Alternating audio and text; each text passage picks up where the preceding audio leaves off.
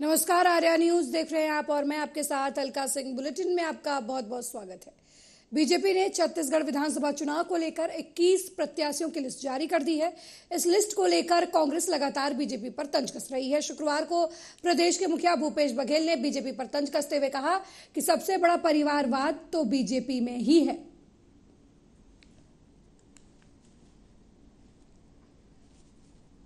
कल 21 लोगों की सूची जारी हुई।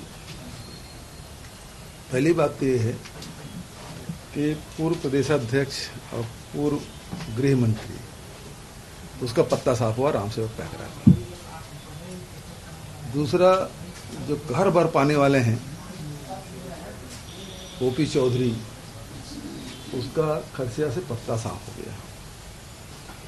तीसरा, जो सबसे चौंकाने वाला जो टिकट है वो विक्रांत सिंह का है। परिवारवाद नहीं चलेगा तो रमन सिंह के भांजे हैं, तो रमन सिंह जी और उसके बेटे के पत्ती क्या साफ करने वाली भारतीय जनता पार्टी। ये तो कल जो रिजल्ट आया उसके सबसे बड़ी खबर तो यही होना चाहिए था, लेकिन आप लोगों ने उस ध्यान दिया नहीं है।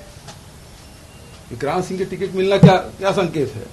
परिवारवाद कि रमन सिंह को शायद अब टिकट ना मिले, अभिषेक सिंह की टिकट वो शायद ना मिले। कल 21 लोगों की सूची।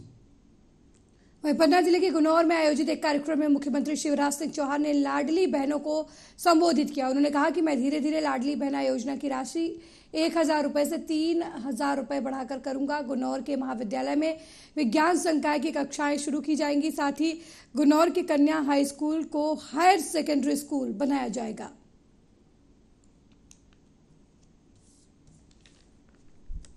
मेरी बहनों और भाइयों, ये कांग्रेस जब बीच में आई थी, हमारी कई योजनाएं इस कांग्रेस ने बंद कर दी थी। मैं मेरी बहनों, बेगा भारिया शहरिया बहनों को 1,000 रुपया देता था। कांग्रेस और कमलनाथ आई, बंद कर दिया। मैं बच्चों को साइकिल के पैसे देता था। 2 मिनट रुक जाओ, अभी नहीं, मैं बोल रहा हूं।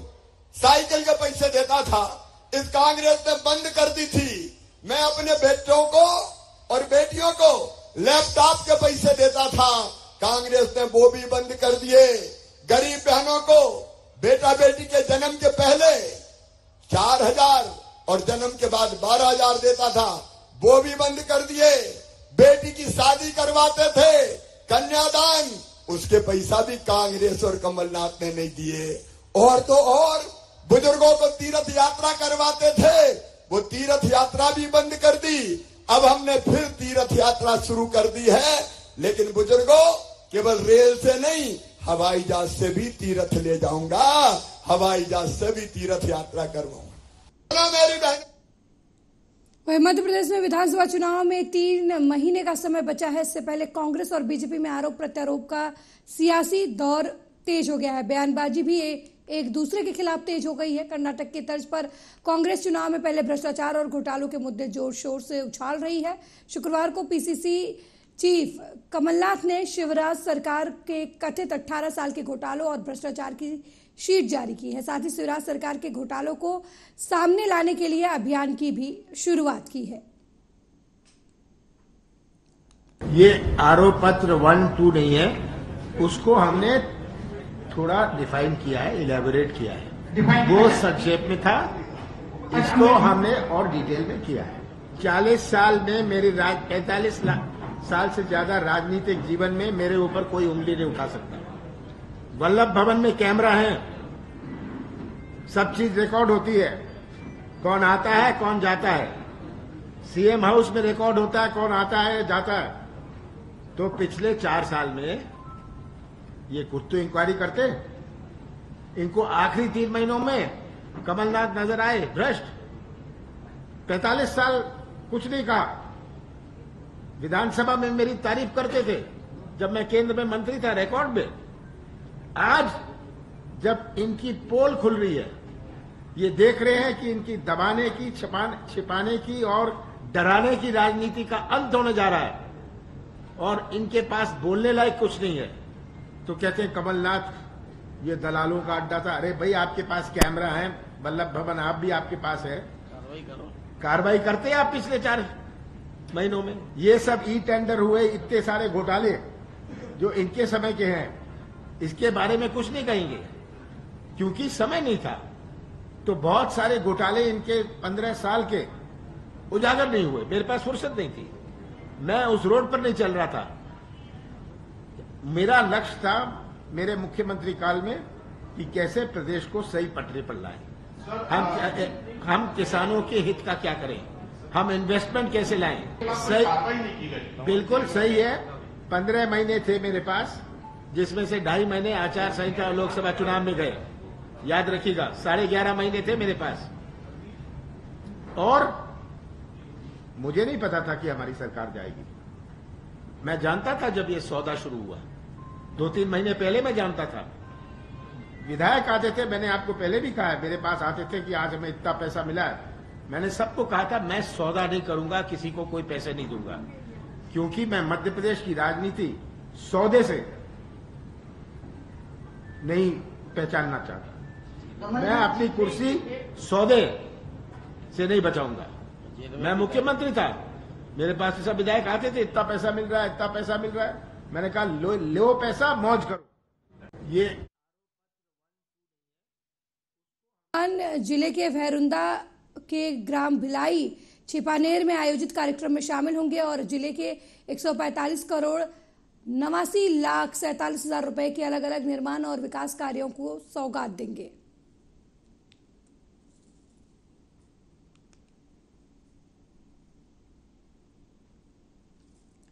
वहीं मध्य प्रदेश के दतिया में उत्तर भारत के तीर्थ स्थानों में दतिया सिद्धपीठ का विशेष स्थान है। यहाँ मां पीताम्बरा माई और धूमावती माई के दर्शन करने लोग देश ही नहीं बल्कि विदेश से भी आते हैं, लेकिन मंदिर में सनातन संस्कृति के खिलाफ अंग प्रदर्शन करने वाले परिधानों को अब निषेध किया गया है।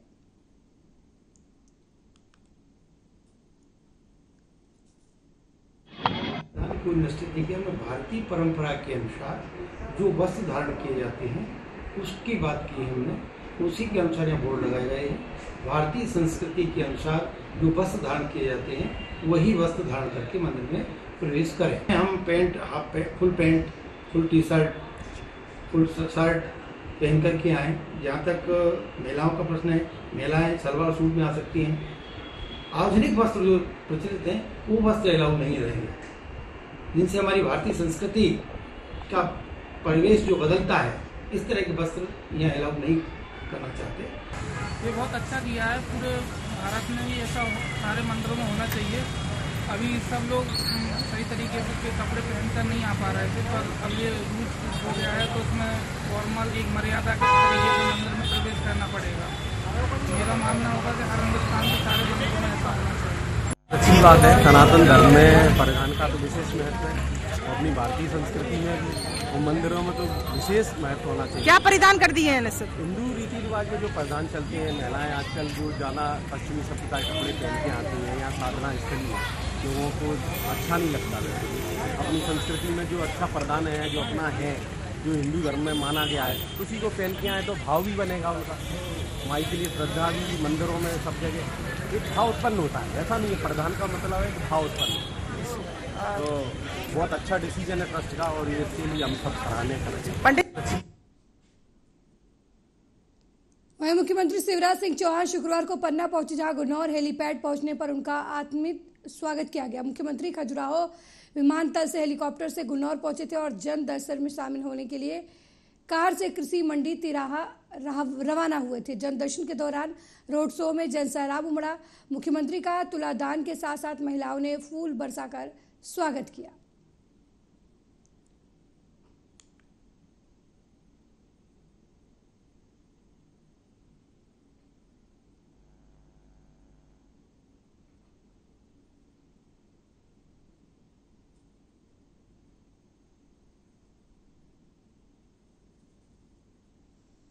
वहीं मुख्यमंत्री शिवराज सिंह चौहान ने पन्ना के गुन्नौर पहुंचे, जहां पर उन्होंने सभा को संबोधित करते हुए कहा कि पन्ना जिले में गुन्नौर क्षेत्र में नर्मदा जल लाने के लिए तकनीकी परीक्षण करवाया जाएगा।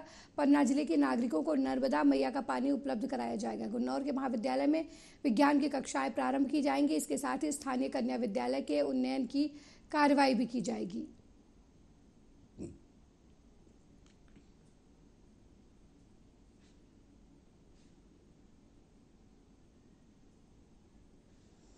मध्य प्रदेश में चुनाव के मद्देनजर मुख्यमंत्री का क्षेत्र दौरा जारी है। सीएम चुनावी रैलियां कर सरकार की योजनाओं के बारे में जनता को बता रहे हैं। आने वाले 21 और 22 अगस्त को सीएम शिवराज का शिवपुरी में दौरा है। शिवराज सिंह चौहान कई कार्यक्रमों में यहां पर हिस्सा लेंगे।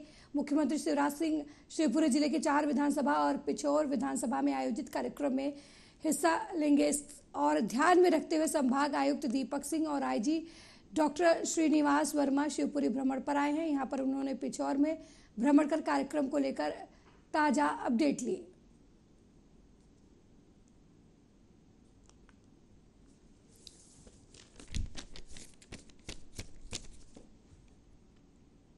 वहीं भारतीय जनता पार्टी ने चौंकाते हुए गुरुवार को 39 सीटों पर प्रत्याशियों के नाम घोषित कर दिए हैं। जिले की पिछोर विधानसभा से बीजेपी ने एक बार फिर प्रीतम लोधी को प्रत्याशी बनाया है। लगातार तीसरी बार बीजेपी ने प्रीतम लोधी को टिकट दिया है। पिछोर सीट कांग्रेस की पारंपरिक सीट है और यहाँ पिछले 30 साल से लगातार केपी सिंह जीतते हुए आ रहे हैं। पिछले विधानसभा चुनाव में जीत काफी नजदीकी अंतर से हुई थी।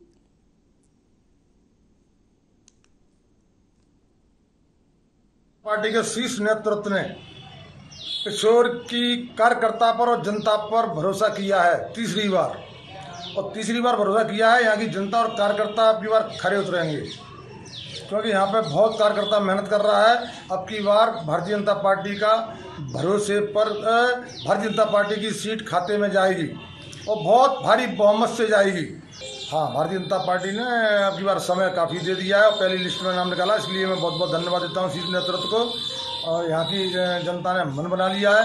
और अब की बार पहली बार देखने को मिलेगा पिछोर के अंदर कि ऐतिहासिक जीत होगी। यहाँ के कार्यकर्ता की ऐतिहासिक जीत होगी और यहाँ के मतदाता की ऐतिहासिक जीत होगी। वहीं मध्य प्रदेश किसान कल्याण, कृषि विकास और जिले के प्रभारी मंत्री कमल पटेल ने जिले के विकासखंड संसौर के ग्राम जामसावली स्थित हनुमान मंदिर पहुंचकर आगामी 24 अगस्त को प्रदेश के मुख्यमंत्री शिवराज सिंह चौहान के हनुमान लोक के भूमि पूजन के प्रस्तावित कार्यक्रम के दृष्टिगत कार्यक्रम स्थल का आकस्मिक निरीक्षण किया। प्रभारी मंत्री कमल पटेल ने भूमिगत स्थल, पार्किंग, आवागमन और अन्य व्यवस्थाओं की जानकारी भी ली। साथ ही भूमि पूजन के संबंध में संबंधित अधिकारियों को आवश्यक दिशा निर्देश दिए। उन्होंने हनुमान मंदिर पहुंचकर पूजा अर्चना भी की।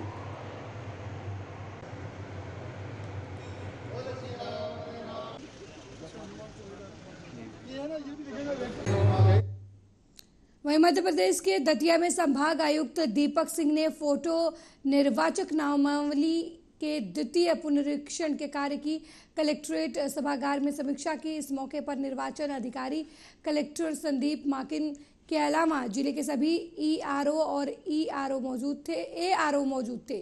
उन्होंने मैदानी अमले को निर्देशित किया कि मतदाता सूची के नाम जोड़ने और काटने के संशोधन के कार्य को गंभीरता और सतर्कता के साथ किया जाए।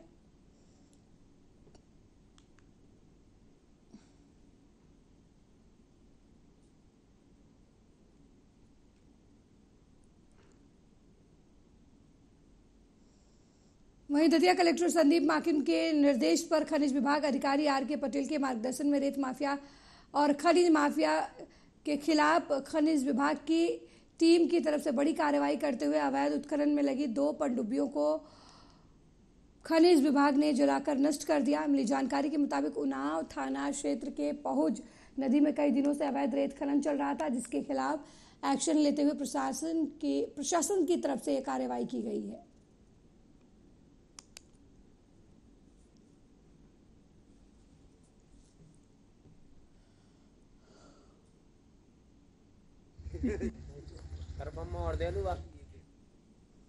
अपने विवादित बयानों और प्रदर्शनों को लेकर अक्सर चर्चा में रहने वाले श्योरपुर के कांग्रेस विधायक बाबू जंडेल एक बार फिर अपनी अजब ख्वाहिशों को लेकर चर्चा में है। इस बार विधायक जंडेल ने इच्छा जताई है कि जनता उन्हें गधे पर बिठाकर शहर भर में जुलूस निकाले और फिर मरघट ले जाकर पूजा पाठ करे।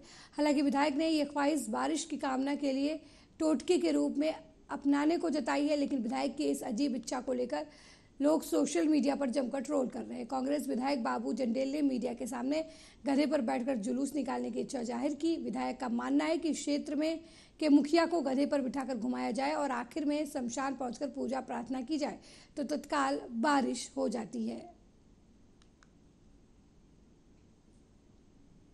मेरे गांव में भी पूरे गांव रोटी बना के खाते हैं, तो तो बरसात आती है, एक बाग है हरदेव बाबा का। और ये जो उज्जैन का वीडियो देखा तो इसमें मीडिया भाई ने मेरे से पूछा कि इस टोटकिया से बरसात आई है, मुखिया को गद्दे पे बैठाना है। तो मैंने कहा था कि अगर मेरी क्षेत्र की जनता इस चीज़ को करना चाहती है टोटकिया को, तो जनता के लिए मैं सब कुछ करने में तैयार हूँ, मैं गद्दे में बैठने में तैयार हूँ अगर जनता मेरे पास आती है। शमशान की पूजा की भी कही और शमशान की पूजा भी इसमें हुई। उज्जैन का टोटकिया में जुलूस निकाल के शमशान में पूजा होती है, महाकाल की होती है। तो ऐसे बरसात आती है, ऐसे भावना है। अगर कोई मानते कोई नहीं मानते, मैं तो जनता को मानता हूँ। अगर जनता मेरे से कहेगी तो मैं वहीं इंदौर के खजुराना थाना इलाके के कृष्णबाग में रहने वाले पड़ोसियों के बीच गुरुवार देर रात कुत्ते घुमाने को लेकर विवाद हो गया। विवाद इतना बढ़ गया कि एक ने गोली चला दी, जिसमें 2 लोगों की मौत हो गई, जबकि महिला सहित 6 लोग घायल हो गए। आरोपियों ने पहले हवा में गोली चलाई, फिर सूचना के बाद पुलिस द्वारा आरोपी को गिरफ्तार कर लाइसेंसी बंदूक को जब्त कर लिया गया।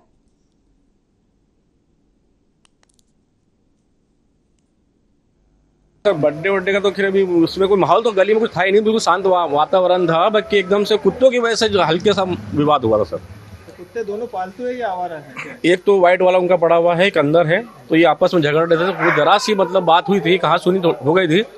तो इन्होंने फिर वो अपने गार्ड साहब है, डायरेक्ट उन्होंने फिर ऊपर से फायरिंग चालू कर दी थी। गार्ड साहब का है अपना रामपाल राजावत, बैंक में वो है गार्ड है। कल रात में ही धारा 302, 506, 34 IPC और 30 आयुध अधिनियम की आरोपियों के विरुद्ध FIR की जा चुकी। तीनों आरोपी राउंड अप कर लिए पुलिस ने। घटना में प्रयुक्त 2 नाल 12 बोर लाइसेंसी बंदूक, गन का लाइसेंस, खाली खोखा, जिंदा कारतूस सब जब्त हो गए। पूरी विधिवत कार्रवाई हो चुकी है उसमें। वरिष्ठ अधिकारियों ने भी घटना स्थल का निरीक्षण किया, बारीकी से पूछताछ की आरोपियों से। सारी पुलिस रात भर लगी रही इस केस में और विधिवत कार्रवाई कर रहा है। तो पूरी निष्पक्षता से कार्रवाई कर रहा है और तत्परता से कार्रवाई की जा रही है। कुत्तों का क्या विवाद है सर? कुत्तों के विवाद से ये घटना हुई है। एक आरोपी राजपाल जो है उसका कुत्ता था और एक बाजू में पड़ोसी है ललित गौड़ से करके, एक उनका कुत्ता था। आपस में उनकी लड़ाई होने लगी तो इन लोगों ने लड़ाई बीच बचाव किया, डंडा मारे कुत्ते में, इसलिए वो घटना ने तात्कालिक विकराल रूप ले लिया। जो गिरफ्तार हुए वो कौन कौन आरोपी है, क्या नाम है? और राजपाल है, सुधीर है, वो भतीजे हैं उन्हीं के, एक ही परिवार के तीनों। वहीं मध्य प्रदेश के दतिया में जिले के इंदरगढ़ के सामुदायिक स्वास्थ्य केंद्र में करीब 2 महीने पहले एक बच्चे के इलाज में हुई लापरवाही और उसकी मौत के मामले में 2 डॉक्टर सहित वहां के नर्सिंग स्टाफ को दोषी माना गया है। संभागीय आयुक्त ने इस मामले में doctor Jitendra Verma, BMO doctor Arun Sharma, duty पर तैनात नर्सिंग स्टाफ को स्पष्टीकरण के लिए ग्वालियर तलब किया। मुख्य चिकित्सा और स्वास्थ्य अधिकारी डॉक्टर RB कुरले ने बताया कि बच्चे के परिजनों ने उसकी मौत के लिए सामुदायिक स्वास्थ्य केंद्र के स्टाफ और चिकित्सकों को जिम्मेदार बताया था। इसके बाद सेवड़ा SDM की अध्यक्षता में एक जांच कमेटी गठित की गई थी। जांच कमेटी की रिपोर्ट में दोनों चिकित्सकों सहित अस्पताल के स्टाफ को दोषी माना गया था। अब इसकी सजा का निर्धारण संभागीय आयुक्त द्वारा होगा।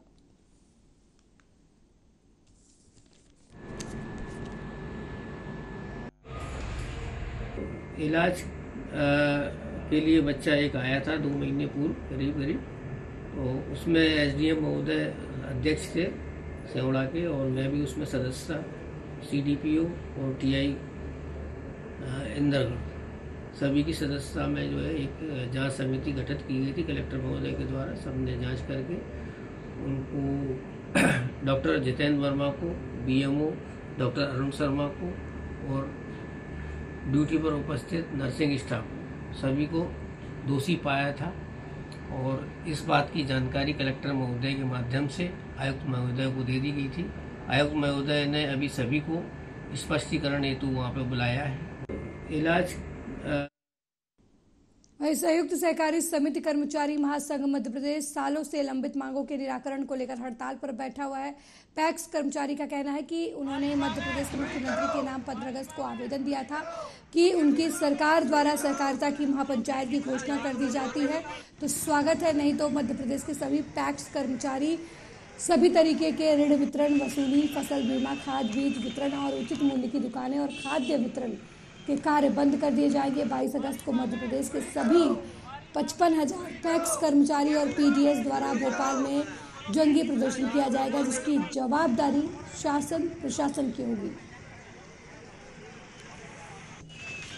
बंद हड़ताल पे हैं, हम लोग अपनी मांगों को पूरा करना चाहते हैं। क्या मांगे हैं? हमारी मांगे हैं कैडर कर्मचारी घोषित किया जाए, हमें कैडर के अनुसार हमें वेतन दिया जाए, सारी जो सरकारी कर्मचारियों की सुविधाएं होती हैं वो हमें उपलब्ध कराई जाएँ। तो ये जो कर्मचारी यहाँ बैठे हुए हैं कहाँ से आए हुए हैं? पूरे जिले से हैं और भी कर्मचारी जो यहाँ ऑफिस में गए हैं, थोड़ा सा काम है, डीआर साहब के पास गए हैं, कुछ कलेक्टर साहब से मिलने गए हैं। कितने कर्मचारी होंगे करीब? हम हैं शिवपुरी जिले के या पूरी एमपी के जिले के हमें लगभग आप ये समझ लो कि 800-900 कर्मचारी हैं। तो सभी हड़ताल पर हैं? सब हड़ताल पे हैं, कलमबंद हड़ताल है। कल से हमारी हड़ताल शुरू हुई है। कितने दिन तक रहेगी? अनिश्चितकालीन है ये, जब तक मांगे नहीं मानी जाएंगी, जब तक हमारी हड़ताल यथावत रहेगी। और अगर मामा जी हमारी मांगे नहीं मानते हैं तो मामा जी की भी विदाई निश्चित है। वहीं मध्य प्रदेश के दतिया में शासकीय पीजी कॉलेज में गुरुवार को मध्य प्रदेश राज्य जैव विविधता बोर्ड के निर्देशन में जैव विविधता पंजी निर्माण के लिए बैठक का आयोजन किया गया, जिसका मुख्य उद्देश्य दतिया जिले की अलग अलग वनस्पतियों और जीव जंतुओं की जानकारी संग्रहित कर उन्हें पंजीबद्ध करना है। को बहुत महत्वपूर्ण अवसर प्राप्त हुआ, जिसमें लोग जैव विविधता पंजी निर्माण हेतु एक विशेष बैठक का आयोजन किया गया। इस बैठक में विशेष रूप से संयुक्त कलेक्टर सम्माननीय सिंदोरकर जी, मत्स्य संचालक एवं इसके साथ साथ कृषि संचालक तथा जनपद पंचायत से हमारे पधारे एसएससी एवं वन विभाग से पधारी एसडीओ कुमारी शाक्य उपस्थित रही। इसमें विशेष रूप से मुख्य उद्देश्य रहा, जिसमें दतिया जिले की जैव विविधता पंजी का निर्माण करना। ये प्रोजेक्ट हमें हमारे महाविद्यालय के professor doctor Abhay Kumar, doctor Brajesh, doctor सीमा सिंह, डॉक्टर एस.के. पांडे जी को प्राप्त हुआ है। यह कार्य 1 वर्ष में संपन्न होना है। इस संबंध में आज की बैठक आयोजित हुई। मेरे साथ इस बुलेटिन में फिलहाल इतना ही। देश दुनिया की तमाम खबरों को देखने के लिए देखते रहिए आर्या न्यूज। नमस्कार।